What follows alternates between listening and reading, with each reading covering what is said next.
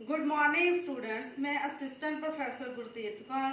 अज का साडा टॉपिक है लिपि ते गुरमुखी लिपि। लिपि ते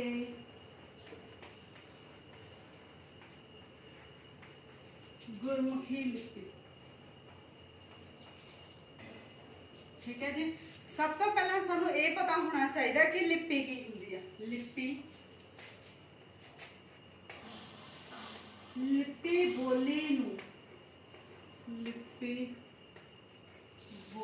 नू लकीरां विच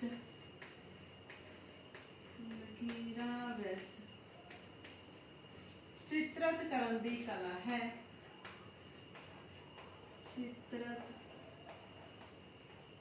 करन दी कला है। ये मनुखी मूँह विचों निकले, ये मनुखी मूँह विचों निकले बोलां चित्रां नूं चिन्हां विच लिखण दी विधि है। चिन्हां विच लिखण दी विधि है।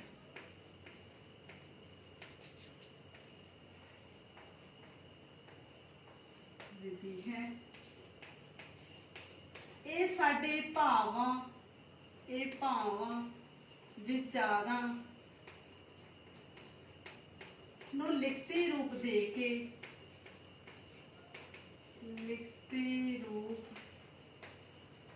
के सदा लई जिउंदियां रखदी है। सदैवी जिउंदियां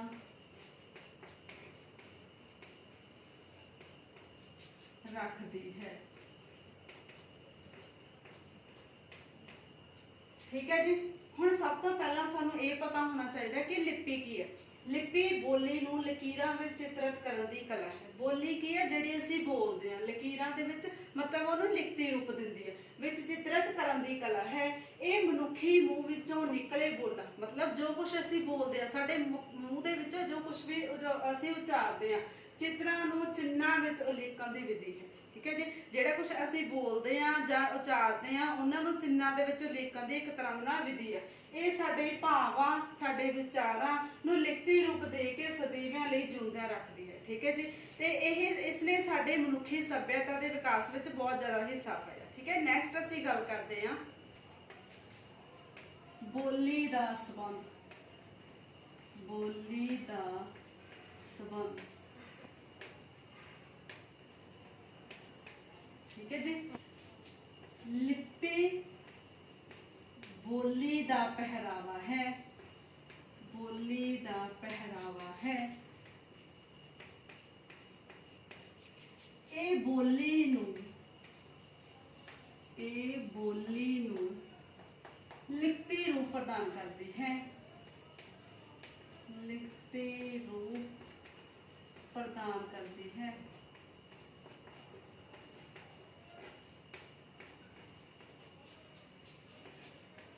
ये बोली नूं सूखम ना रह के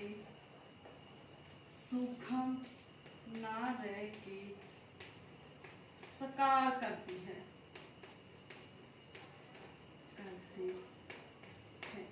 हुण असीं गल करदे हां लिपि ते बोली दे आपसी संबंध। लिपि ते बोली दा आपस दे विच गूढ़ा संबंध आ। जिहड़ी लिपि आ ओह बोली दा पहरावा है। ठीक है। एक तरह दे नाल पहरावा ही है। ये बोली नूं लिखती रूप प्रदान करती है। मतलब ये जिहड़ी बोली आ उहनूं लिखती रूप कौन प्रदान करती है? लिपि प्रदान करती है। ये बोली नूं सूखम ना रह के साकार करती है। साकार किवें करती है? जिहड़े शब्द उचारे जाते हैं मनुखी मूँह विचों उचारे जाते हैं, जदों उन्हां नूं लिखती रूप दिता जाता तो एक तरह दे नाल साकार बन जाते हैं। ठीक है। इस तरह असीं कह सकते हैं जिहड़ी बोली आ जिहड़ी लिपि है वह बोली नूं सूखम ना रह के साकार रूप प्रदान करती है। ठीक है जी। नैक्सट है लिपि दे प्राचीन रूप।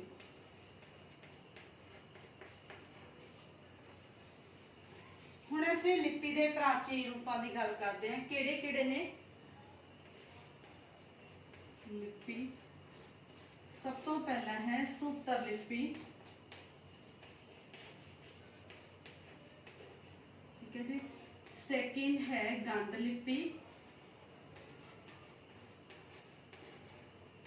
थर्ड है चितर लिपि, फोर्थ है भाव लिपि, नेक्स्ट है धुनी लिपि। ठीक है जी, ये है साडे लिपि दे प्राचीन रूप। सब तो फर्स्ट है सूत्र लिपि, सेकंड है गंड लिपि, थर्ड है चितर लिपि, नेक्स्ट है भाव लिपि, नेक्स्ट है धुनी लिपि। ठीक है जी, हुण असीं फर्स्ट गल करांगे सूत्र लिपि दी। ठीक है जी,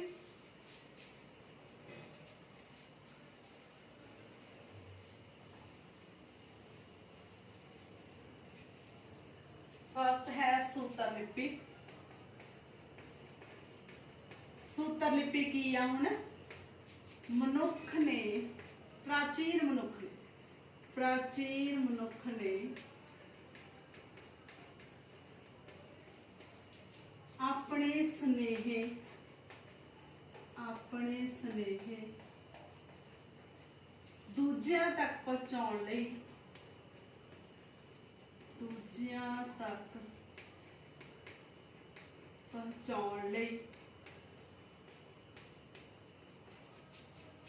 सूत्रां नूं नवां रंग दे के,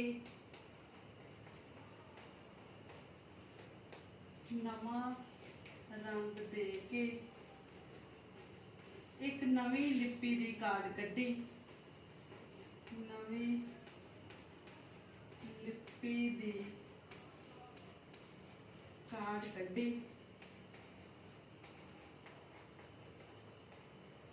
जिसनूं सूत्र लिपि कहा जाता है।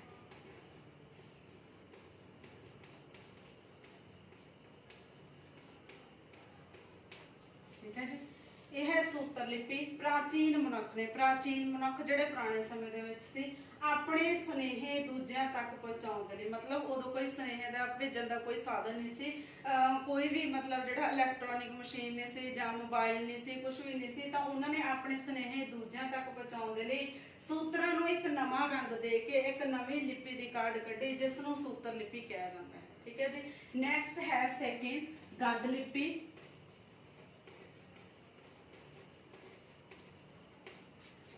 सूत्रां तो बिना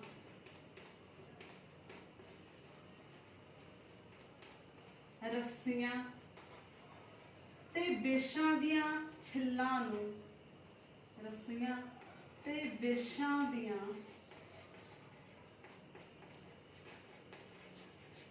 छिल्लां नूं गंढ दे के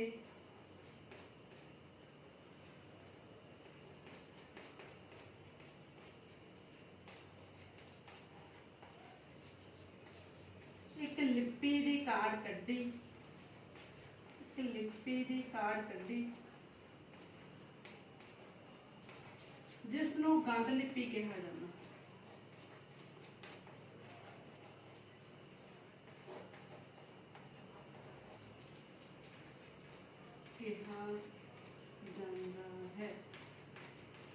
ठीक है जी, सूत्र लिपि तो बाद एक नवीं लिपि होंद विच आई जिहनूं गंढ लिपि कहा जाता सी। इहदे विच की सी, मतलब सूत्रां तो बिना जिहड़ियां रस्सियां हुंदियां सी जां बेशां दियां छिल्लां सी, उन्हां नूं गंढा दे के नवीं लिपि मतलब होंद विच लैके आंदी, जिहनूं गंढ लिपि कहा जाता। ठीक है, नैक्सट साडी चितर लिपि। चितर लिपि की आ, मतलब असल दे विच जिहड़ी लिपि दा विकास आ वो चितर लिपि दे सहारे होया। हुण चितर लिपि की आ, चित्रां राहीं ज्ञान देना, चित्र बना के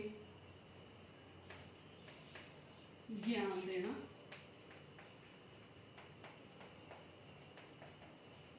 ठीक है जी, हुण चितर लिपि जदों होंद विच आई तां उहदे राहीं जिहड़ा प्राचीन मनुख सी उहनूं चित्रां राहीं चित्र बना के ज्ञान दिता जाता से। ठीक है जी, जिहदे नाल चितर लिपि होंद विच आई। नैक्सट है भाव लिपि। भाव लिपि की आ, बुद्धि दे विकास नाल बुद्धि दे विकास नाल जो लिपि होंद विच आई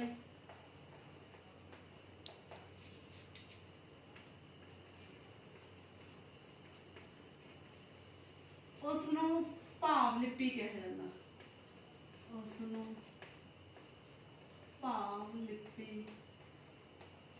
कहा जाता है। ठीक है जी। सब तो पहले असीं गल कीती सी सूत्र लिपि की, सैकेंड गल कीती सी गंढ लिपि की, थर्ड है चित्र लिपि जिहदे राहीं मनुख नूं ज्ञान दिता जांदा सी, चित्र बना के ज्ञान दिता जांदा सी। नैक्सट है भाव लिपि, चित्र लिपि तो बाद है भाव लिपि। बुद्धि के विकास नाल मनुख ने एक नवी लिपि होंद विच लैके आंदी जिन्हों के भाव लिपि कहा जाता सी। ठीक है। नैक्सट है धुनी लिपि, धुनी लिपि। हुण जे असीं गल करिए धुनी लिपि की, जिहड़ी चित्र लिपि ते भाव लिपि है, इहदे नाल की सी मनुख नूं लिखती रूप विच ज्ञान दिता जांदा सी। धुनी की है, धुनी दा अर्थ हुंदा आवाज़। ठीक है। जिहड़ा कि मनुख अपने मूँह दे विचों जो आवाज़ां करदा उहनूं धुनियां कहंदे आ। हुण लिखती रूप तो इलावा मौखिक रूप दे विच भी एक लिपि की लोड़ सी जिहनूं कि धुनी लिपि कहा जांदा सी, जिहदे नाल कि मौखिक उच्चार कीता जांदा सी। ठीक है। धुनी लिपि राहीं, धुनी लिपि राहीं मौखिक उच्चार किया जाता सी, मौखिक उच्चार किया जाता सी, उच्चार किया जाता सी। ठीक है जी। मौखिक उच्चार मतलब बोल के जिहड़ा उच्चार किया जाता सी उहनूं धुनी लिपि कहंदे सी। ठीक है। मतलब ये सीगे लिपि दे प्राचीन रूप। ठीक है। जिहड़ी कि पुराने समय दे विच जिहड़ियां लिपियां होंद विच आईयां सी उहनां दी गल कीती है। नैक्सट है पुरातन भारतीय लिपियां।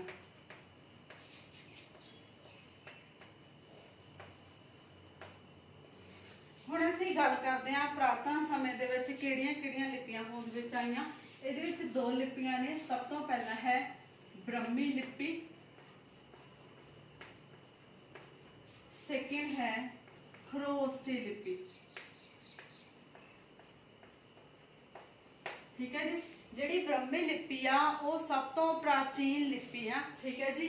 जिहड़ी कि खब्बे तो सज्जे लिखी जाती है, खब्बे तो सज्जे वाल। जिहड़ी खरोष्ठी लिपि सी ये सज्जे तो खब्बे वाल, सज्जे तो खब्बे वाल। ठीक है जी।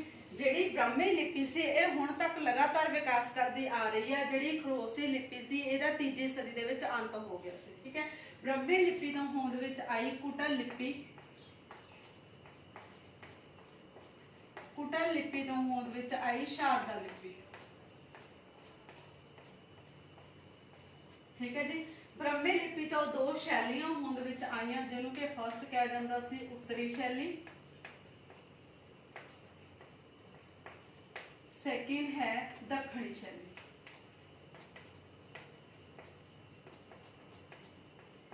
ठीक है जी। हुण असीं इन्हां दे नैक्सट लिपियां दी गल करदे हां। नैक्सट है ब्रह्मी लिपि, ब्रह्मी लिपि इहनूं सब तो प्राचीन लिपि कहा जाता, सब तो प्राचीन लिपि। सेकेंड है शारदा लिपि जो कि गुरमुखी लिपि का स्रोत, गुरमुखी लिपि का मुख स्रोत शारदा लिपि आ। नैक्सट है टाकरी लिपि, गुरमुखी दे 15 अखर टाकरी लिपि दे नाल मिलदे जुलदे। ठीक है जी। गुरमुखी दे 15 अखर टाकरी लिपि नाल मिलदे जुलदे हैं। ठीक है जी। नैक्सट है लंडे ते महाजन लिपि, लंडे ते महाजन। ठीक है जी। हुण जिहड़ी शारदा ते टाकरी है इन्हां दे विच जो भी इहदे अखर मिलदे ने वो गुरमुखी दे विच मिलदे ने। ਹੁਣ ਜਿਹੜੇ ਅੱਖਰ ਇਹਨਾਂ ਦੇ ਵਿੱਚ ਨਹੀਂ ਮਿਲਦੇ ਉਹ ਲੰਡੇ ਤੇ ਮਹਾਜਨ ਦੇ ਵਿੱਚ ਮਿਲਦੇ ਆ। ਠੀਕ ਹੈ, ਇਹਦੇ ਵਿੱਚ ਅਸੀਂ ਲਿਖਾਂਗੇ ਸ਼ਾਰਦਾ ਤੇ ਟਾਕਰੀ ਲਿਪੀ ਤੋਂ ਬਿਨਾ, ਸ਼ਾਰਦਾ ਤੇ ਟਾਕਰੀ ਤੋਂ ਬਿਨਾ ਬਾਕੀ ਅੱਖਰ ਲੰਡੇ ਅਤੇ ਮਹਾਜਨੀ ਦੇ ਨਾਲ ਮਿਲਦੇ ਜੁਲਦੇ, ਮਹਾਜਨੀ ਦੇ ਨਾਲ ਮਿਲਦੇ ਜੁਲਦੇ ਹਨ।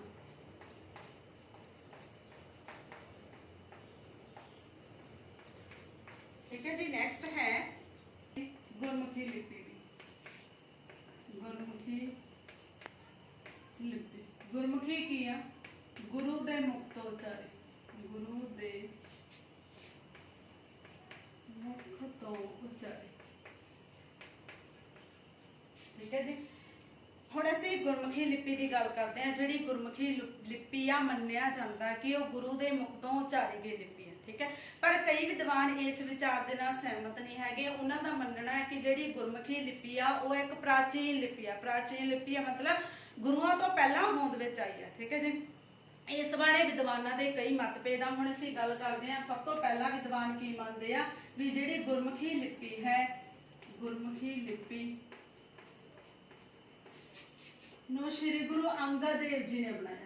श्री गुरु अंगद देव जी ने बनाया है, देव जी ने बनाया है। सेकंड है गुरमुखी लिपि, गुरमुखी लिपि दी होंद बाबा श्री चंद ने की। ठीक है जी, ਹੁਣ ਅਸੀਂ ਗੁਰਮੁਖੀ ਲਿਪੀ ਦੀ ਗੱਲ ਕਰਦੇ ਸੀ ਜਿਹਦੇ ਵਿੱਚ ਕਈ ਵਿਦਵਾਨ ਇਹ ਮੰਨਦੇ ਸੀ ਕਿ ਜਿਹੜੀ ਗੁਰਮੁਖੀ ਲਿਪੀ ਆ ਉਹਨੂੰ ਸ੍ਰੀ ਗੁਰੂ ਅੰਗਦ ਦੇਵ ਜੀ ਨੇ ਬਣਾਇਆ। ਠੀਕ ਹੈ ਜੀ, ਕਈ ਵਿਦਵਾਨ ਇਹ ਮੰਨ ਕੇ ਚੱਲਦੇ ਆ ਵੀ ਜਿਹੜੀ ਗੁਰਮੁਖੀ ਲਿਪੀ ਆ ਉਹਨੂੰ ਬਾਬਾ ਸ਼੍ਰੀ ਚੰਦ ਨੇ ਬਣਾਇਆ। ਮਤਲਬ ਇਹ ਮਤਭੇਦ ਉਦੋਂ ਖਤਮ ਹੋ ਜਾਂਦੇ ਆ ਜਦੋਂ ਸ੍ਰੀ ਗੁਰੂ ਗ੍ਰੰਥ ਸਾਹਿਬ ਜੀ ਦੇ ਵਿੱਚ ਸ੍ਰੀ ਗੁਰੂ ਨਾਨਕ ਦੇਵ ਜੀ ਦੀ ਜਿਹੜੀ ਬਾਣੀ ਆ ਉਹ ਪੱਟੀ ਸ਼ਾਮਲ ਆ। ਠੀਕ ਹੈ ਜੀ, ਇੱਥੋਂ ਹੀ ਮਤਭੇਦ ਖਤਮ ਹੋ ਜਾਂਦੇ ਆ ਵੀ ਜਿਹੜੀ ਇਹ ਲਿਪੀ ਆ ਇਹ ਗੁਰੂ ਨਾਨਕ ਦੇਵ ਜੀ ਨੇ ਬਣਾਈ ਹੋਈ ਆ ਤੇ ਇਸ ਲਿਪੀ ਦਾ ਜਿਹੜਾ ਮੌਖਿਕ ਰੂਪ ਦੇ ਵਿੱਚ ਉਚਾਰਨ ਵੀ ਕੀਤਾ ਹੋਇਆ। ठीक है जी, नेक्स्ट है गुरमुखी लिपि। गुरमुखी लिपि एक प्राचीन लिपि, एक प्राचीन लिपि। ठीक है जी, ਅਸੀਂ ਪਹਿਲਾਂ ਗੱਲ ਕੀਤੀ ਸੀ ਵੀ ਜਿਹੜੀ ਗੁਰਮੁਖੀ ਲਿਪੀ ਆ ਉਹਦੇ ਵਿੱਚ ਬਾਰੇ ਵਿਦਵਾਨਾਂ ਦੇ ਵਿੱਚ ਮਤਭੇਦ ਪਾਏ ਜਾਂਦੇ ਆ। ਠੀਕ ਹੈ, ਪਰ ਅਸਲ ਦੇ ਵਿੱਚ ਇਹ ਮੰਨਿਆ ਜਾਂਦਾ ਵੀ ਜਿਹੜੀ ਗੁਰਮੁਖੀ ਲਿਪੀ ਆ ਉਹ ਇੱਕ ਪ੍ਰਾਚੀਨ ਲਿਪੀ ਆ, ਪ੍ਰਾਚੀਨ ਸਮੇਂ ਤੋਂ ਹੀ ਹੋਂਦ ਦੇ ਵਿੱਚ ਆਈ ਹੋਈ ਆ। ਠੀਕ ਹੈ ਜੀ, ਇਹਨੂੰ ਗੁਰੂ ਸਾਹਿਬਾਨਾਂ ਨੇ ਨਹੀਂ ਬਣਾਇਆ। ਪਰ ਜੇ ਅਸੀਂ ਗੁਰੂ ਸਾਹਿਬਾਨਾਂ ਦੀ ਗੱਲ ਕਰੀਏ ਤਾਂ ਗੁਰਮੁਖੀ ਲਿਪੀ ਦੇ ਵਿੱਚ ਅਸੀਂ ਦੱਸ ਸਕਦੇ ਹਾਂ ਕਿ ਗੁਰੂ ਸਾਹਿਬਾਨਾਂ ਦੁਆਰਾ ਗੁਰਮੁਖੀ ਦੀ ਸੋਧ ਕਰਕੇ, ਦੁਬਾਰਾ ਲਿਪੀ ਦੀ ਸੋਧ ਕਰਕੇ, ਲਿਪੀ ਦੀ ਸੋਧ ਕਰਕੇ ਉਸਨੂੰ ਇਹ ਤਰਤੀਬ ਦੇ ਰੂਪ ਵਿੱਚ, ਉਸਨੂੰ ਤਰਤੀਬ ਰੂਪ ਦੇ ਕੇ ਗੁਰਮੁਖੀ ਲਿਪੀ ਦੀ ਹੋਂਦ ਹੋਈ। ਗੁਰਮੁਖੀ ਲਿਪੀ ਹੋਂਦ ਵਿੱਚ ਆਈ।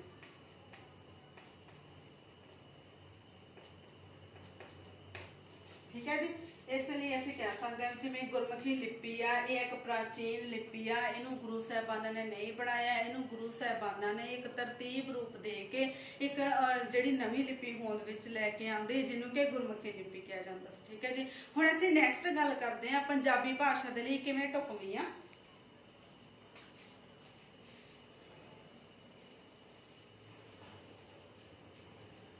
गुरमुखी लिपि, गुरमुखी लिपि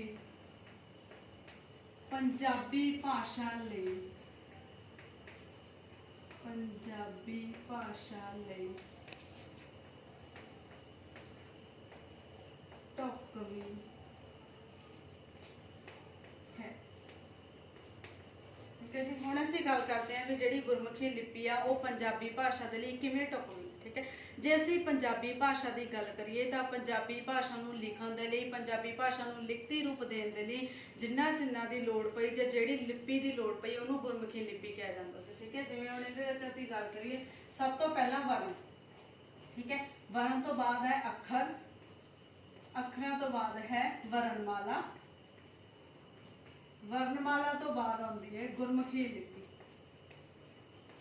ਗੁਰਮੁਖੀ ਲਿਪੀ। ਠੀਕ ਹੈ ਜੀ। ਜੇ ਅਸੀਂ ਵਰਨ ਜਾਂ ਅੱਖਰਾਂ ਦੀ ਗੱਲ ਕਰੀਏ, ਵਰਨ ਜਾਂ ਅੱਖਰ ਕੀ ਹੁੰਦੇ ਆ, ਜਿਹੜੇ ਕਿ ਸ਼ਬਦ ਅਸੀਂ ਜਿਹੜੀਆਂ ਧੁਨੀਆਂ ਮੂੰਹ ਦੇ ਵਿੱਚੋਂ ਕੱਢਦੇ ਆ ਉਹਨਾਂ ਧੁਨੀਆਂ ਨੂੰ ਚਿੰਨ੍ਹਾਂ ਦੇ ਰੂਪ ਵਿੱਚ ਪ੍ਰਗਟ ਕਰਨ ਦੇ ਲਈ ਵਰਨ ਜਾਂ ਅੱਖਰ ਵਰਤੇ ਜਾਂਦੇ ਆ। ਠੀਕ ਹੈ। ਜਦੋਂ ਵਰਨ ਜਾਂ ਅੱਖਰਾਂ ਨੂੰ ਇੱਕ ਤਰਤੀਬ ਦੇ ਰੂਪ ਵਿੱਚ ਲਿਖਿਆ ਜਾਂਦਾ ਤਾਂ ਉਹਨੂੰ ਵਰਣਮਾਲਾ ਕਹਿੰਦੇ ਆ। ਵਰਣਮਾਲਾ ਤੋਂ ਬਾਅਦ ਜਦੋਂ ਗੁਰੂ ਸਾਹਿਬਾਨਾਂ ਨੇ ਵਰਣਮਾਲਾ ਦੇ ਰਾਹੀਂ ਪੰਜਾਬੀ ਭਾਸ਼ਾ ਦੇ ਰਾਹੀਂ ਇੱਕ ਲਿਖਤੀ ਰੂਪ ਦਿੱਤਾ ਜਿਹਨੂੰ ਕਿ ਗੁਰਮੁਖੀ ਲਿਪੀ ਕਿਹਾ ਜਾਂਦਾ। ਠੀਕ ਹੈ। ਇਸੇ ਤਰ੍ਹਾਂ ਅਸੀਂ ਅਖੀਰ ਵਿੱਚ ਕਹਿ ਸਕਦੇ ਹਾਂ ਵੀ ਜਿਹੜੀ ਗੁਰਮੁਖੀ ਲਿਪੀ ਆ ਇਹ ਇੱਕ ਪ੍ਰਾਚੀਨ ਲਿਪੀ ਆ ਜਿਹਨੂੰ ਗੁਰੂ ਸਾਹਿਬਾਨਾਂ ਨੇ ਨਹੀਂ ਬਣਾਇਆ, ਉਹਨਾਂ ਨੇ ਇੱਕ ਨਵੀਂ ਲਿਪੀ ਹੋਂਦ ਵਿੱਚ ਲੈ ਕੇ ਆਂਦੀ, ਮਤਲਬ ਇਸੇ ਲਿਪੀ ਨੂੰ ਇੱਕ ਤਰਤੀਬ ਦੇ ਰੂਪ ਵਿੱਚ ਪੇਸ਼ ਕੀਤਾ। ਠੀਕ ਹੈ ਜੀ। Thank you.